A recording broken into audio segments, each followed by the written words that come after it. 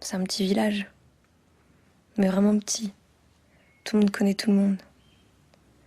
J'aimais bien ça. T'étais jamais seule. Ma vie, c'était mes parents, mon frère, et ceux avec qui je jouais le soir sur la place du village après l'école.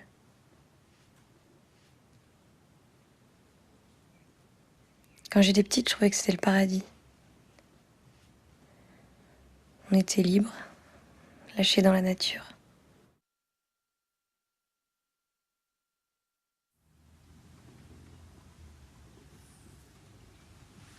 À 15 ans, j'ai commencé à me sentir enfermée un peu, à l'étroit.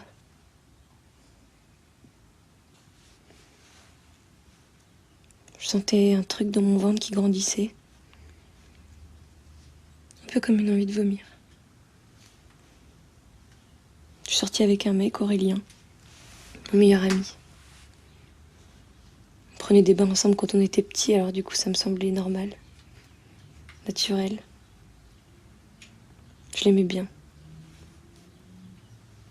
Je me disais que tout ce que je sentais de bizarre chez moi, ça allait disparaître avec lui. On a couché ensemble. J'ai pas trop aimé ça. Je me disais que c'était normal, tu vois, la première fois. Puis on parlait beaucoup. Alors je lui ai dit que j'étais troublée par des filles. Surtout par une fille, en fait. Et lui, il était super compréhensif. Il me disait que c'était normal, il me poussait à aller au bout de ce désir-là. Au début, ça m'a fait du bien qu'il l'accepte. Puis en fait, j'ai compris qu'il voyait surtout l'occasion d'un plan à trois. Si j'avais couché avec elle toute seule, il aurait trouvé ça dégueulasse. Je l'ai quitté. Puis il a commencé à raconter à tout le monde que j'étais bizarre et que j'étais Gwyn. Puis il y a eu un jour, c'était l'été. On faisait une pièce de théâtre avec la troupe du lycée sur la place du village. Moi j'étais la plus forte, j'avais le premier rôle. Je jouais un garçon, j'avais coupé mes cheveux très courts. Ma mère m'avait fait un super costume. Un uniforme avec une cape. Et puis là, quand j'entre en scène, j'entends la voix d'un type, un ami de mon père. Alors je le regarde, il se lève, il s'attrape l'entrejambe et il dit que quand j'y aurai goûté, ça changera tout. Qu'il fallait tomber sur le bon et toutes ces conneries. Même pas original. Tout le monde a ri. Tout le monde. Tous ces gens avec qui j'avais grandi. Mes profs, mes amis, mon frère.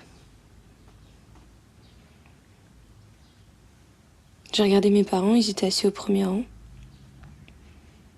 Et ils rigolaient pas à ça, non, mais ils sont restés silencieux. Ils ont regardé tout le monde se foutre de ma gueule. Ils sont restés assis comme au spectacle, sans rien dire.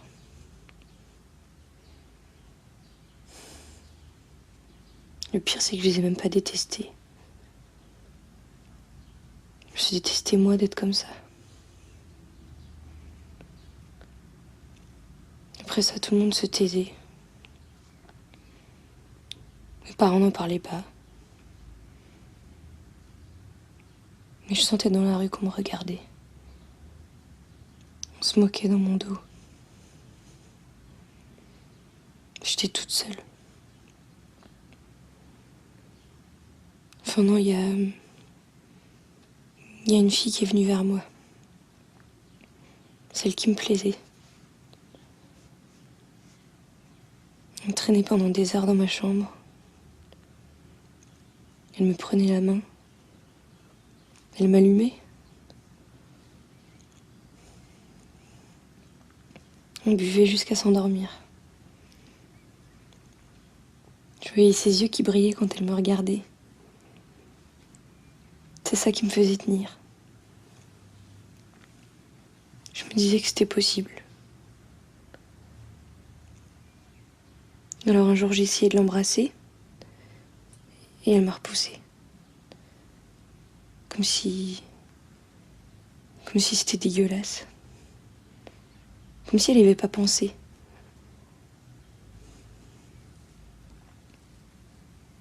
Aujourd'hui, je sais qu'elle avait peur, mais à l'époque, elle riait très fort. Comme si c'était ridicule.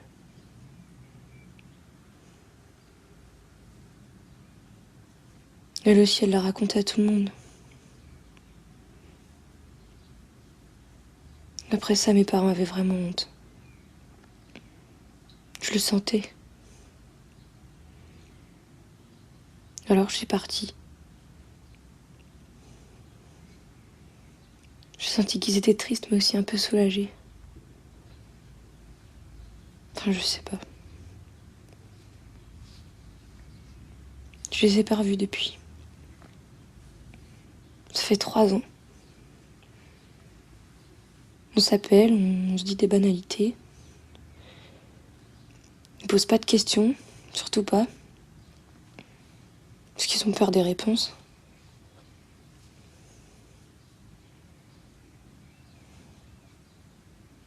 Donc maintenant, je suis bien ici.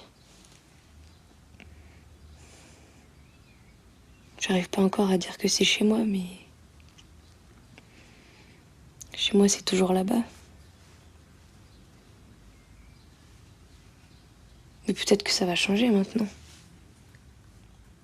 Maintenant que t'es là.